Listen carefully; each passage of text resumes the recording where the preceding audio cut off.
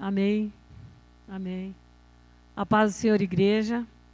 A paz do Senhor a todos os nossos convidados e as pessoas que nos assistem através das redes sociais.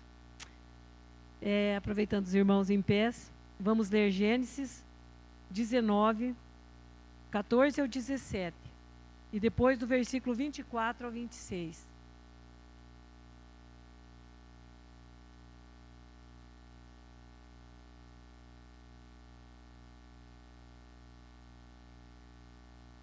Gênesis 19, do 14 ao 17, e depois do 24 ao 26. Então saiu Ló e falou aos seus genros, aos que haviam de tomar as suas filhas, e disse: Levantai-vos, saí desse lugar, porque o Senhor há de destruir a cidade. Foi tido, porém, por zombador aos olhos de seus genros. E ao amanhecer, os anjos apertaram com Ló, dizendo: Levanta-te, toma tua mulher e as tuas duas filhas, que aqui estão, para que não pereças na injustiça dessa cidade. Ele, porém, demorava-se, e aqueles homens lhe pegaram pela mão, e pela mão de sua mulher e de suas duas filhas, sendo-lhe o Senhor misericordioso, e tirando-no, e puseram-no fora da cidade. E aconteceu que, tirando-os fora, disse: Escapa-te por tua vida, não olhes para trás de ti, e não pares em toda essa campina. Escapa lá para o monte, para que não pereças. Versículo 24. Então o Senhor fez chover enxofre e fogo do Senhor desde os céus sobre Sodoma e Gomorra, e destruiu aquela cidade, toda aquela campina, e todos os moradores daquela cidade, e o que nascia da terra. 26. E a mulher de Ló olhou para trás e ficou convertida numa estátua de sal. Podeis assentar. O tema da mensagem de hoje é: o que nos tem feito olhar para trás? Repetindo. O que nos tem feito olhar para trás? Esse é o tema da mensagem de hoje. Então, irmãos, essa história aqui nos conta a história de Ló.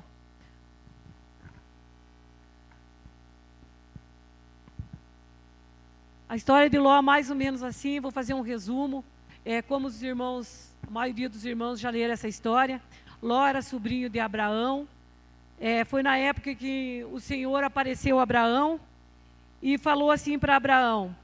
Essa história aconteceu em torno de 1700, 1800 anos antes de Cristo. E então o Senhor apareceu a Abraão e falou: Abraão, sai da tua terra e da tua parentela e vai para uma terra que eu vou te mostrar. Abraão não sabia do que se tratava, onde que ia, como que era o lugar, se era terra boa, se não era terra boa, mas Abraão confiou inteiramente no Senhor e deixou a sua terra, porém não deixou toda a sua parentela. Ele levou Ló juntamente com ele.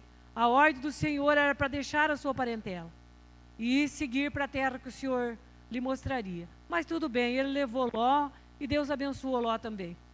Aí, chegando lá numa certa altura lá da vida, né, que eles estavam vivendo ali, os funcionários, os pastores, né, que cuidavam os rebanhos de Ló e os que cuidavam do rebanho de Abraão, eles começaram a se desentender. E aquilo não estava ficando bom. E o Abraão não gostou disso. Aí o Abraão propôs a Ló: olha, Ló, vamos nos separar, já que nossos funcionários não estão se dando bem. Você vai para um lado e eu vou para outro. Se você escolher para cá, eu irei para lá. E se você escolher para lá, eu irei para cá. Da mesma forma, você é que escolhe. E diz a palavra que o Ló escolheu as colinas de Golã. Parece que foi isso. Foi um lugar muito bonito lá. Ele escolheu o lugar que tinha pastos mais verdejantes, aonde era melhor, o Ló escolheu. Às vezes nós não sabemos escolher o melhor lugar, Deus é que sabe. Mas foi passando o tempo e o Ló foi armando as tendas deles, foi indo naquelas campinas ali, e eu sei dizer que quando o Ló percebeu, ele estava morando dentro de Sodoma, né? Ali naquela cidade, Sodoma e Gomorra, onde Deus destruiu. Então, encurtando assim a história, né, só um resumo, Deus resolveu destruir aquela cidade por causa do grande pecado que tinha naquela cidade. Deus resolveu destruir Sodoma e Gomorra, 2 cidades. E daí Deus avisou o Abraão que ele ia destruir a cidade. E Deus também mandou os anjos lá avisar o Ló para ele sair da cidade, porque o Senhor ia destruir a cidade. Mas ele já ia destruir no outro dia, não foi com muita antecedência que o Senhor mandou os anjos. É para ele escapar, sair pela sua vida. Escapa-te pela tua vida e não olhes para trás. Sem dizer que os anjos tiveram que pegar o Ló pela mão, pegar a mulher pela mão, as filhas pela mão, para tirar daquela cidade ali que o Senhor ia destruir, pelo pecado deles. E aconteceu, irmãos, que a mulher de Ló olhou para trás. Então, eu vou fazer uma comparação dessa cidade aí com o mundo que nós estávamos e o Senhor nos tirou de lá. E é para nós não olharmos para trás. Depois que nós saímos do mundo e passamos a servir a Cristo, nós não devemos olhar para trás. Nós temos que nos escapar pelas nossas vidas e não olharmos para trás. Então, mais ou menos aí. Aí eu coloquei assim a primeira parte. O que nos tem feito olhar para trás? Seriam nossos familiares ou amigos do mundo? O 2, seriam nossos bens materiais? E o 3, seria o desânimo, o cansaço ou as decepções? Então, são esses 3 pontos que eu estarei falando. O primeiro ponto, o que nos faz olhar para trás? Será a nossa família, os amigos do mundo? Para isso aqui, em Mateus 10, 38 e 38, diz assim, Jesus disse assim, quem ama o pai ou a mãe mais do que a mim, não é digno de mim. E quem ama o filho ou a filha mais do que a mim, não é digno de mim. E quem não toma a sua cruz e não segue após mim, também não é digno de mim. Isso foi Jesus que falou. Que quem amasse algum familiar, alguma pessoa da família, mais do que ama Jesus Cristo, não é digno dele. Às vezes nós somos tentados, né, irmãos, a amar mais nossa família, mais nossos familiares. Ah, eu queria seguir a Cristo, mas eu acho que não, porque o meu tio não gosta de pessoas que seguem a Cristo. Ah, o meu avô, ah, minha avó, ah, meu tio, meu parente, meu pai, minha mãe, eles não gostam de crente. Que o mundo, eles dizem que nós somos crente. Na verdade, irmãos, crente todo mundo é. Até o diabo crê e estremece, só que ele não obedece. Então, nós não temos que ser só crente. Nós temos que ter Jesus no nosso coração. Nós temos que ter a mente de Cristo. Nós temos que ser um povo santo, porque Jesus vem buscar um povo seu, um povo santo, um povo separado, um povo de boas obras. É essa a igreja que ele vem buscar. Ele não vem buscar os crentes, porque se ele viesse buscar os crentes, ele teria que levar muita gente que nem aceitou, mas crê. Não aceito o evangelho, mas creem no evangelho, só que não aceito, não concordam. Mas eles creem que o evangelho é a palavra e que o evangelho nos salva, mas eles não querem essa salvação. Então, não é os crentes. Jesus vem buscar uma igreja, um povo seu zeloso de boas obras, um povo remido pelo sangue, um povo santo que luta todos os dias contra o pecado. É esse povo que Jesus vem buscar. Então, irmãos, não devemos amar ninguém mais do que a Jesus. Até na oração, né, que Jesus nos ensinou, do Pai Nosso, diz que nós devemos amar o Senhor sobre todas as coisas. Nós devemos que amar o Senhor. Mais do que o nosso filho, mais do que a nossa filha, mais do que a nossa mãe, mais do que o nosso pai. Nós temos que amar mais o Senhor. E muitas vezes nós provamos bem ao contrário, né? Nós amamos mais outras coisas do mundo, mais do que ao Senhor.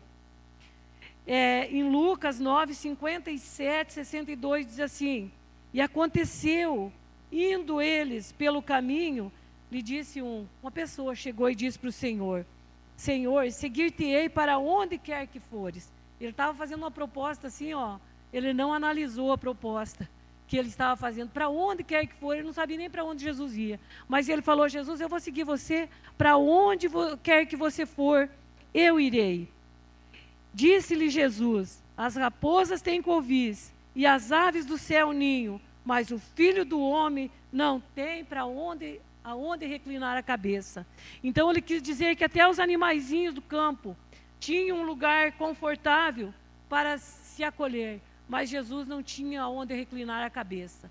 Então ele quer vir após mim, mas você não vai enganado. Você sabe que eu não tenho onde reclinar a cabeça. Não vem a mim pensando que você vai ganhar ouro, vai ganhar prata, porque eu não tenho onde reclinar a cabeça. Quem quiser vir após mim, negue-se a si mesmo, e assim tome a sua cruz e siga-me. Essa foi a proposta de Jesus. Ele não prometeu nada para ninguém. Venha que eu vou te dar um camelo, novinho, zeradinho. Venha que eu vou te dar animais, venha que eu vou te dar campo. Não, ele não prometeu. Ele falou que o Filho de Deus não tinha onde reclinar a sua cabeça. Essa era a proposta. Vir após ele, negar a si mesmo, tomar a sua cruz e seguir Jesus. Mas só que depois que começar a seguir a Jesus, não pode mais olhar atrás. Não pode mais olhar atrás. E disse outro, e Jesus disse para outro, né? Esse não se propôs, Jesus que convidou ele. E disse para o outro, segue-me. E ele respondeu, Senhor, deixa que primeiro eu vá enterrar meu pai. Mas Jesus lhe observou, deixa os mortos enterrar os seus mortos, porém tu vai e anuncia o reino de Deus. Aqui Jesus estava chamando ele para seguir Jesus e anunciar o reino, anunciar o evangelho de Cristo, anunciar a salvação em Cristo. E aí ele falou que ele queria enterrar o seu pai. Então aqui compreende-se que ele queria esperar um bom tempo, ele não sabia nem quando o pai dele ia morrer talvez. Mas primeiro ele queria ficar, porque talvez fosse um costume lá do povo, né? Que a pessoa só ia sair de perto do pai quando enterrasse o pai. Depois que enterrasse o pai, daí podia seguir Jesus. Mas não, Jesus estava chamando hoje. Hoje é o dia aceitável. Hoje é o dia da salvação. Não espere enterrar teu pai. Não, mas eu só vou esperar enterrar meu pai porque meu pai é contra. E depois que meu pai morrer, eu vou seguir Jesus. Você não sabe se você vai morrer antes do teu pai ou vai morrer depois dele. Como que esse rapaz aqui sabia se o pai ia morrer primeiro, se ele ia morrer primeiro? Então, a decisão tinha que ser naquela hora. Tinha que dizer, vou deixar pai e mãe, mas eu vou seguir Jesus. Eu vou te seguir, Jesus. Essa era a resposta que Jesus esperava dele. Disse também outro, Senhor, eu te seguirei, mas deixa-me despedir primeiro dos que estão na minha casa. Esse aqui ele queria só dar um tchauzinho lá para o povo, para depois ele seguir Jesus. Mas Jesus disse para ele, ninguém que lança a mão no arado e olha para trás é apto do reino de Deus. Então, irmãos, ninguém que passa a servir a Jesus Cristo, que faz essa decisão ao lado de Jesus Cristo, que já deixou Sodoma e Gomorra, que já deixou o mundo, que já deixou para trás o mundo, as coisas do mundo, venha Jesus, ele não pode olhar para trás, porque senão ele não está apto para entrar no reino de Deus. Quem já pôs a mão no arado, não pode mais olhar para trás, não deve mais olhar para trás, deve seguir em frente. Aqui eu estava falando sobre familiares, agora eu estarei falando sobre amizades do mundo. Tiago 4:4. Não sabeis vós que a amizade do mundo é inimizade contra Deus? Portanto, qualquer que quiser ser amigo do mundo, constitui-se inimigo de Deus. Ou cuidais vós que em vão, diz a Escritura, o Espírito que em vós habita tem ciúmes? Que a palavra diz, irmãos, que quando nós nos tornamos amigos do mundo, nós nos tornamos inimigos de Deus. E fala que o Espírito Santo tem ciúme de nós. Quando você deixa de servir a Jesus por causa das tuas amizades aí do mundo, quando você está sentado na roda dos escarnecedores, que é Salmo, eu acho que é Salmo 1, parece que diz, né? Que bem-aventurado o varão que não anda segundo o conselho dos ímpios, e nem se detém no caminho dos pecadores, e nem se assenta na roda dos escarnecedores. A maior parte dos nossos amigos do mundo são, por natureza, escarnecedores da palavra. Às vezes tem muitos deles que até se fazem assim, que estão aceitando, mas por fim ficam zombando, eles ficam zombando de nós. Não que a gente tenha que deixar totalmente nossos amigos, porque quem vai falar de Jesus para nossos amigos? Somos nós que vamos falar de Jesus para nossos amigos. Mas nós não precisamos nos assentar na roda dos escarnecedores para falar de Jesus para os escarnecedores. Existem muitas outras maneiras de nós anunciarmos Jesus, falar de Jesus para uma pessoa, sem pecar como ele está pecando, sem entrar nas rodinhas para zombar do Senhor, sabe? Ali estão zombando e ali a gente está. Muitas vezes a gente está ali, até a gente se sente confortável ali. Ah, ninguém está vendo, eu estou aqui junto. Ali tem bebedeira, ali tem piadas sujas, ali tem palavrões, ali tem frases com duplos sentidos, e ali nós estamos juntos. Muitas vezes nós nem contamos piada, mas rimos das piadas que eles estão contando. E isso não devemos fazer, irmãos. Nós já estamos no caminho, nós já colocamos a mão no arado, nós não podemos mais olhar atrás. Nós temos que seguir em frente, deixar o mundo, deixar as amizades do mundo, porque para nós não nos tornarmos inimigos de Deus. Porque se formos amigos do mundo, aqui eu li a palavra, que nos tornamos inimigos de Deus. E nós não queremos ser inimigos de Deus. Porque você acha mesmo que o Senhor vai levar para Ele, para a sua glória, para o céu, algum inimigo? Nunca, jamais. Os inimigos serão lançados no fogo, aonde arde para sempre. E só vai entrar no reino aqueles que são amigos de Jesus. Aqueles que Jesus já não chamou mais de servo, mas estou chamando vocês de amigos. Esses amigos de Jesus é que vão entrar no céu, é que vão entrar na glória do Senhor. Então, irmãos, vamos deixar as amizades mundanas. Continuando aqui,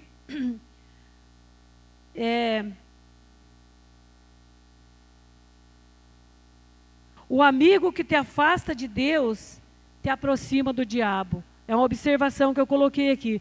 Toda vez que você tem uma pessoa que você sentir que ele está te afastando de Deus, devagarinho ele está te afastando de Deus. Quando você está se afastando de Deus, você está chegando pertinho do inimigo. Então, todo aquele amigo que faz coisa que te afasta de Deus, ele está te levando para perto do inimigo. Não existe.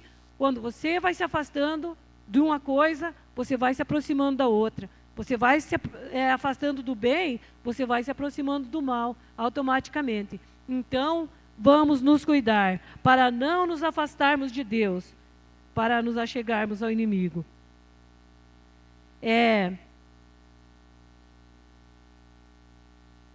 O amigo que te afasta de Deus te aproxima do diabo.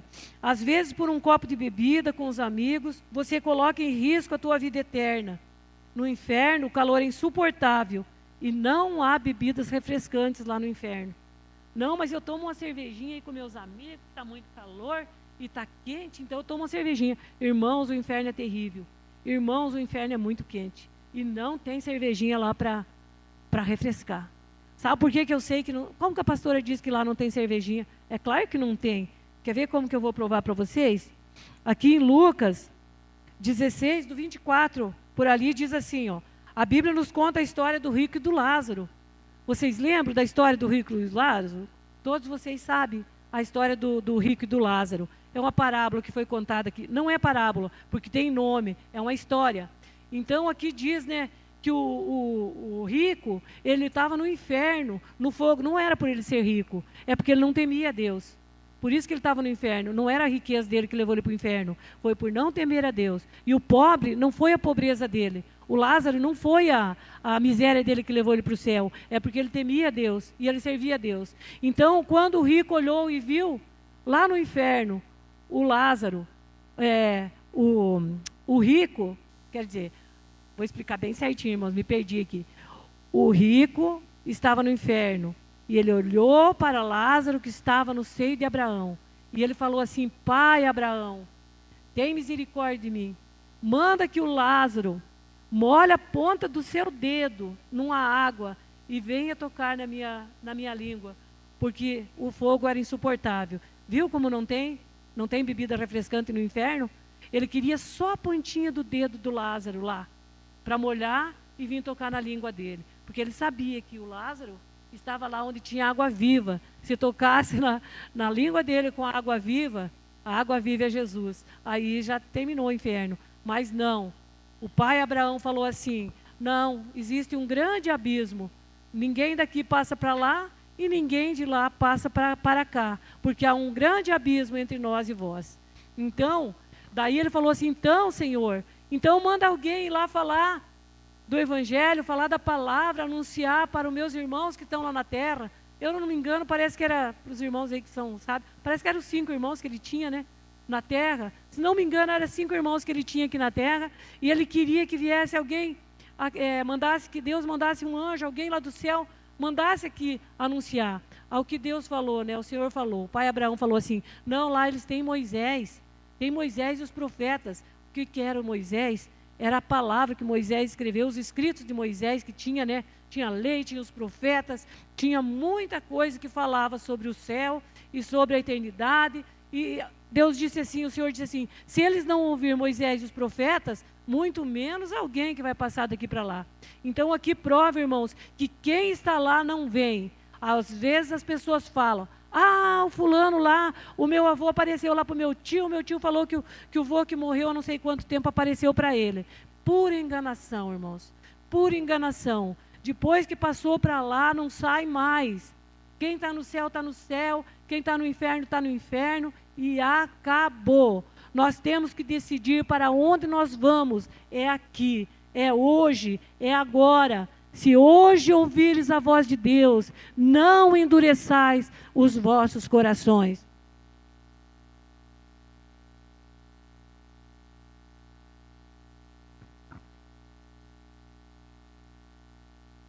Paulo diz aos Filipenses 3, 13 e 14: irmãos, quanto a mim, não julgo que haja alcançado, mas uma coisa eu faço, e é que, esquecendo-me das coisas que para trás ficam, avançando para as que estão diante de mim, prossigo para o alvo, pelo prêmio da soberana vocação de Deus em Cristo Jesus.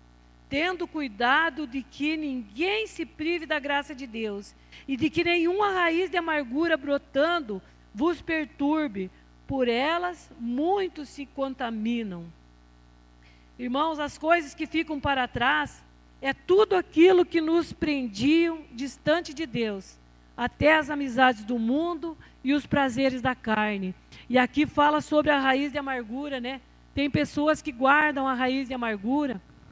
Até há pouco tempo falei com uma pessoa, mais de um ano sem falar com a mãe, as duas crentes, as duas esperando Jesus voltar. E daí como que fica, irmãos? Não estou falando que Jesus não vem buscar crente? As duas crentes, muito crente, sabe? E sem se falar. E daí como que fica? Irmãos, não podemos deixar a raiz de amargura em nossos corações. Nós temos que perdoar as pessoas. Não perdoar as pessoas é uma maneira de olharmos para trás.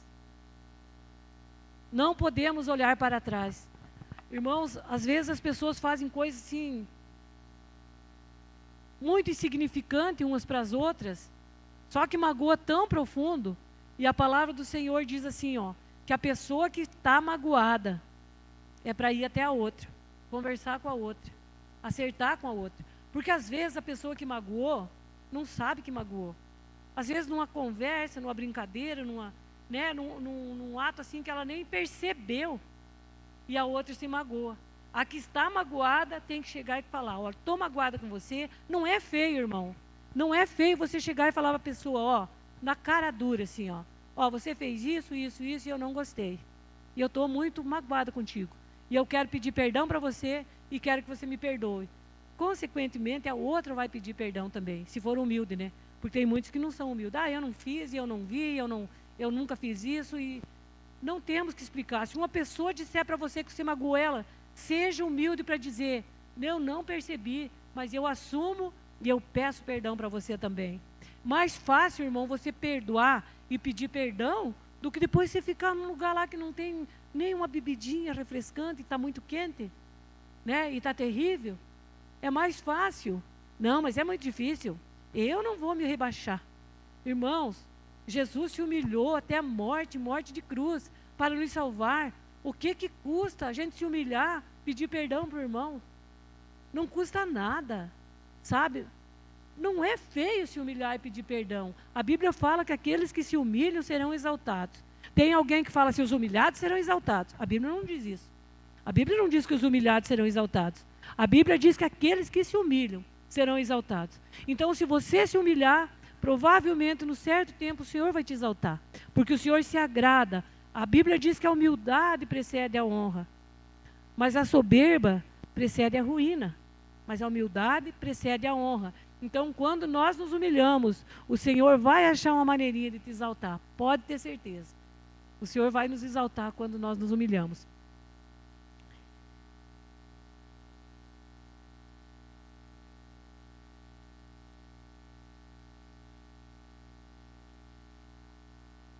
Aqui eu estava falando que as coisas que para trás ficam, não é tudo aquilo que nos prendiam distante de Deus, até as amizades do mundo e os prazeres da carne. Daí eu coloquei aqui, ó, não vamos fazer como o povo de Israel quando deixou o Egito, que eles tinham saudade do Egito. Então, quando nós deixamos o mundo, nós não temos que ter mais saudade do mundo. Se acaso acontecer de a gente sentir saudade de alguma coisa que a gente deixou para trás, nós temos que orar e pedir, Senhor, me liberta. Eu já saí do Egito, eu não quero mais voltar para o Egito. Eu quero seguir em frente. Não vou ter mais saudade de pepino, como aquele povo de Israel ali. Eles deixaram o Egito, mas eles tinham saudade dos pepinos, dos alhos, cebola, tudo quanto é coisa assim que nada a ver. Eles tinham saudade.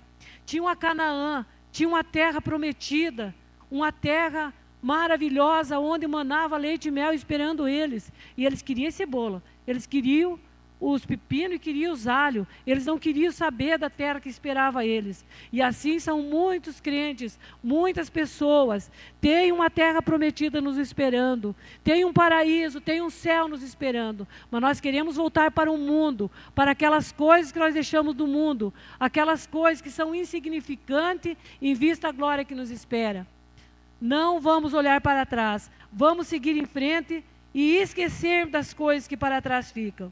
Hebreus 11, 24 a 26. Mas pela fé Moisés, sendo já adulto, recusou ser chamado filho da filha de Faraó, escolhendo antes ser maltratado com o povo de Deus, do que por um pouco de tempo desfrutar dos prazeres transitórios do pecado. Por causa de Cristo considerou a desonra uma riqueza maior que os tesouros do Egito, porque tinha em vista a recompensa. Então, irmãos, quando nós estamos seguindo, nós temos que fazer que nem Moisés, não que nem o povo. O Moisés, ele desprezou a glória do Egito. Ele desprezou ser chamado filho da filha do rei, né? Neto do rei. Moisés, neto do rei do Egito. Filho da filha do... Não, ele desprezou isso. Por quê? Porque ele sabia que tinha uma recompensa. Ele tinha algo esperando ele. Ele tinha uma promessa. E assim como você e eu temos uma promessa, nós temos que esquecer dessas coisas. Não levar em conta os prazeres do mundo, que são passageiros, são temporários. Nós temos que estar com nossos olhos fitos no Senhor, que é o nosso alvo. O apóstolo Paulo disse em Gálatas 2:20, já estou crucificado com Cristo, e vivo não mais eu, não vivia mais ele, mas Cristo vive em mim. E a vida que agora vivo na carne, vivo-a na fé do Filho de Deus, o qual me amou e se entregou a si mesmo por mim. Então, ele já não vivia mais ele. Agora a vida que ele vivia, depois que ele encontrou Jesus, porque os irmãos sabem que o apóstolo Paulo foi terrível. Antes dele seguir ao Senhor, ele era um Saulo terrível, que ele perseguia o povo de Deus, ele consentia na morte dos cristãos, ele prendia os cristãos, ele levava os cristãos a julgamento, muitas vezes até sem julgamento os cristãos eram mortos, e o Paulo consentia nisso, porque ele pensava estar fazendo uma coisa para Deus, ele não pensava que estava fazendo um mal, ele pensava que estava fazendo uma coisa para Deus, mas certo dia Jesus encontrou ele no caminho de Damasco, e ele caiu por terra. A Bíblia diz que a glória do Senhor foi tão grande que ele caiu por terra e achou-se cego. E teve que ir procurar Ananias para orar por ele, né? Para ele voltar a ter a visão. Então, ele mudou de vida. Quando ele encontrou Jesus no caminho de Damasco, as coisas que para trás ficaram, ficaram. Ele seguiu em frente, dali para frente, nova vida, esqueceu o passado e continuou no caminho, no alvo que era Jesus Cristo. Aí ele passou a ser nosso exemplo de fé. Aí, praticamente, né, todas as coisas que nós lemos na Bíblia, uma boa parte foi o apóstolo Paulo que escreveu, né? E hoje ele é um exemplo de fé para nós, porque depois que ele encontrou Jesus, ele não olhou mais atrás.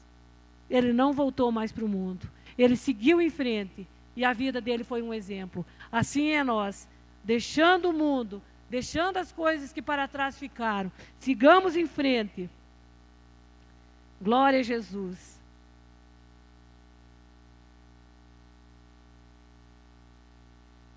Agora que eu coloquei o 2. Serão os bens materiais que nos fazem olhar para trás? Jesus disse em Lucas 12, 15 a 21. Acautelai-vos e guardai-vos da avareza, porque a vida de qualquer não consiste na abundância de que possui. E propôs uma parábola dizendo, a herdade de um homem rico tinha produzido em abundância. E ele arrazoava consigo mesmo, dizendo, que farei? Não tenho onde recolher os meus frutos. E disse, farei isso, derrubarei os meus celeiros e edificarei outros maiores, e ali recolherei todas as minhas novidades e os meus bens. E direi à minha alma, alma, tens em depósito para muitos bens para muitos anos. Descansa, come, bebe e folga. Mas Deus lhe disse, louco, essa noite te pedirão a tua alma, e o que tens preparado para quem será? Assim é aquele que para si ajunta tesouro e não é rico para com Deus. Podemos ter riquezas. As riquezas lícitas, isso é o que escrevi, não está escrito na Bíblia. As riquezas lícitas não são pecados. Só não podemos esquecer-nos de Deus. Então esse homem aqui, irmãos, é como muitos ricos hoje em dia, que estão fazendo esses, esqueci o nome agora, esses lugares que estão fazendo subterrâneo lá. Bunker, porque estão com medo do apocalipse, então eles estão fazendo isso, e eles estão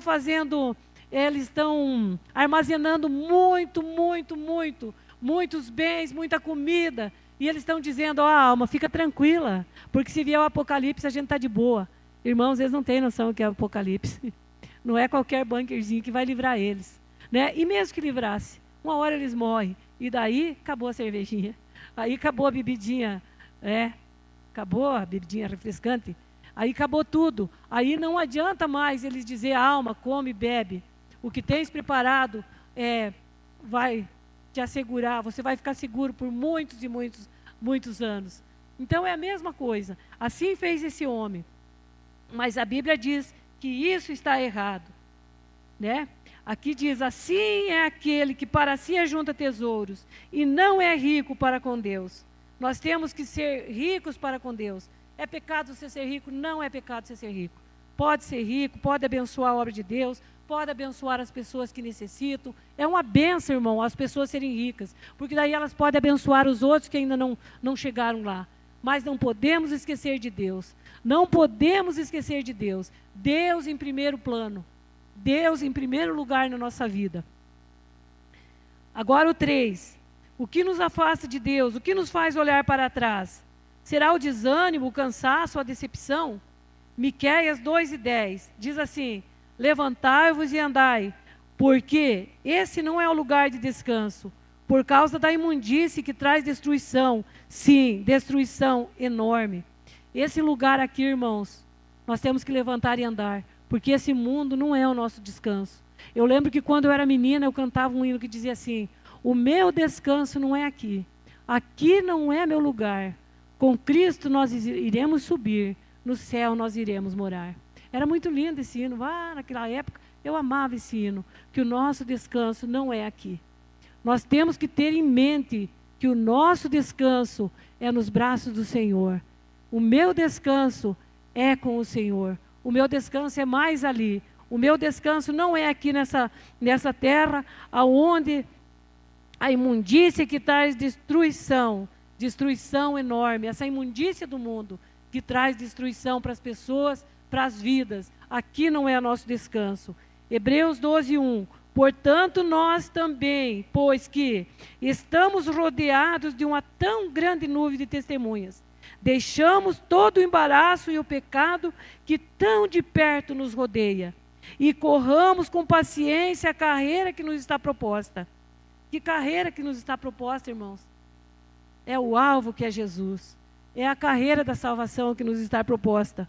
Olhando para Jesus, o autor e consumador da fé, o qual, pelo gozo que lhe estava proposto, suportou a cruz, desprezando a afronta, e assentou-se à destra do trono de Deus. Considerai, pois, aquele que suportou tais contradições dos pecadores contra si mesmo, para que não enfraqueçais, desfalecendo em vosso ânimo. Então, irmãos, vamos ter fé em Cristo, vamos olhar para Cristo, vamos pensar nas coisas do alto, não vamos ficar perdendo tempo com picuinhas aqui. Vamos olhar para Jesus, que é o autor e consumador da nossa fé, para que nós não venhamos desfalecer do nosso ânimo e da nossa fé. O versículo 12 diz assim: portanto, tornai a levantar as mãos cansadas e os joelhos desconjuntados, e fazei veredas direitas para os vossos pés, para que o que manqueja não se desvie inteiramente, antes seja sarado. Segui a paz com todos e a santificação, sem a qual ninguém verá a Deus. Então, irmãos, seguir a paz com todos, sem a qual ninguém verá a Deus. Aqui diz aqui, só que a pessoa fica aqui, seguir a paz com todos e a santificação, sem a qual ninguém verá a Deus. Só que a gente esquece do a paz com todos, a gente se liga mais na santificação, mas a paz com todos também é muito importante. Se não tivermos paz com todos, como que nós vamos ter santificação? Se nós tivermos inimigos na carne, às vezes os nossos próprios irmãos, o nosso inimigo, quem tem que ser? É só o Satanás e seus anjos, os demônios que por aí estão. Esses são os nossos inimigos de fato, porque são inimigos de Deus. Esses são os nossos inimigos. Os outros nós temos que manter a paz. Não estou dizendo que você tem que sempre estar junto ali, não. Você tem que ter paz com as pessoas.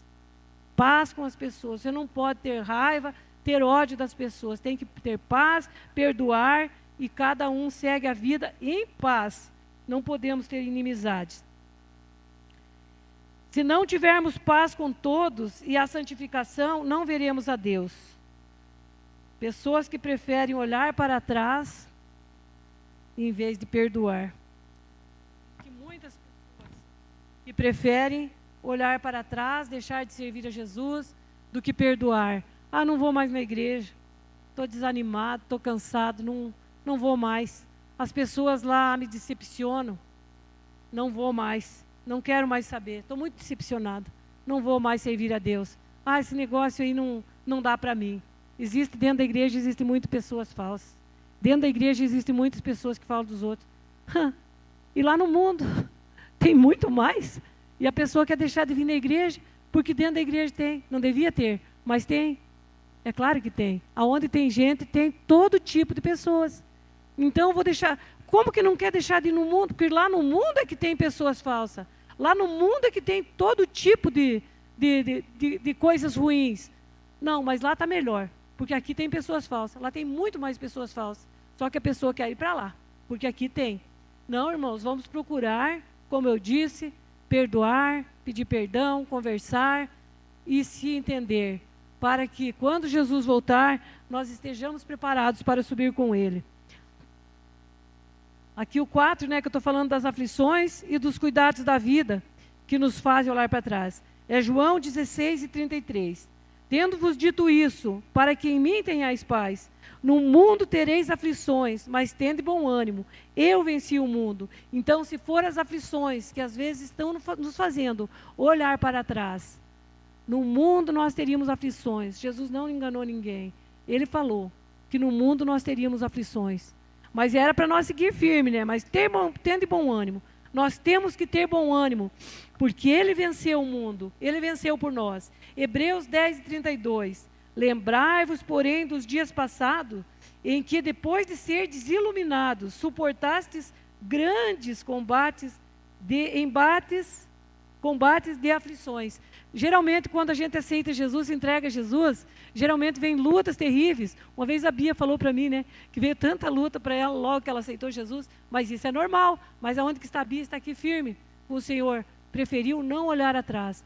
Porque o inimigo, irmão, quando a pessoa aceita Jesus, que é errado falar aceita Jesus, quando a pessoa entrega a sua vida a Jesus, porque quem aceita nós, é Jesus que nos aceita.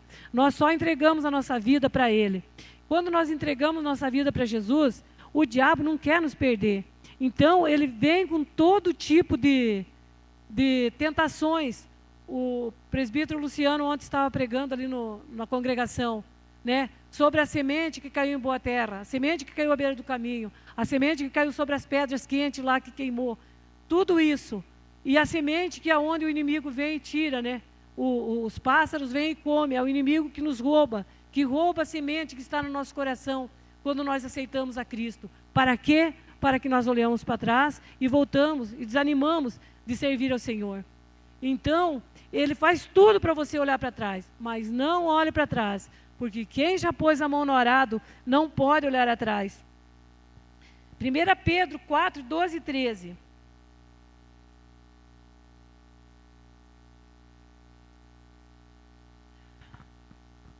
1 Pedro 4, 12 e 13. Diz assim: amados, não estranheis a ardente prova que vem sobre vós para vos tentar, como se coisa estranha vos acontecesse, mas alegrai-vos no fato de serdes pacientes, participantes das aflições de Cristo. Mas alegrai-vos pelo fato de serdes participantes das aflições de Cristo, para que também na revelação da sua glória vos regozijeis e alegreis. Então, Pedro aqui, irmãos, ele achava um privilégio. Ele está dizendo para nós que é um privilégio sofrer as aflições de Cristo. Sofre, aguenta as aflições de Cristo, porque você tem uma promessa. Você tem um alvo, você tem uma promessa, não é à toa que você está sofrendo. Então você tem uma esperança. Diferente do povo do mundo, que eles sofrem muito mais do que você. Só que eles não têm uma esperança. Não têm esperança. Nós temos uma esperança em Jesus. Glória a Deus. E para terminar, irmãos, estou quase terminando. 1 Pedro ainda, 5 e 9. Sede sóbrios, vigiai, porque o diabo, vosso adversário, anda em derredor, bramando como leão, buscando a quem possa tragar, buscando a quem queira olhar para trás, ao qual resistir firme na fé, sabendo que as mesmas aflições se cumprem entre os vossos irmãos no mundo, entre os vossos irmãos. A mesma aflição que nós estamos passando aqui, talvez não seja nem um terço daquilo que os nossos irmãos estão passando em países onde o evangelho não pode ser pregado, em países onde o evangelho tem que ser pregado escondido. E quando ainda descobre uma pessoa com a Bíblia, às vezes pregando o evangelho, a pessoa muitas vezes é morta. Então, aqui no nosso país, nós nem temos aflição, nós nem passamos aflição, em visto que esses irmãos estão passando lá fora. Romanos 8, 7, a parte B. Se com Cristo nós sofremos, com Ele seremos glorificados. O que você sofrer aqui, depois você vai ser glorificado na glória, juntamente com Cristo. Amados irmãos, não olhamos para trás como a mulher de Ló, mas façamos como o apóstolo Paulo, em seus derradeiros momentos disse: combati o bom combate, acabei a carreira e guardei a fé. E desde agora a coroa da justiça me está guardada, a qual o Senhor, justo juiz, me dará naquele dia, e não somente a mim, no caso não somente a ele, mas a todos os que amarem a sua vinda. Amém? Siga em frente, escape-te por tua vida e não olhes para trás. Amém? Vamos nos colocar em pé e vamos orar ao Senhor nesse momento. Bendito é o nome do Senhor.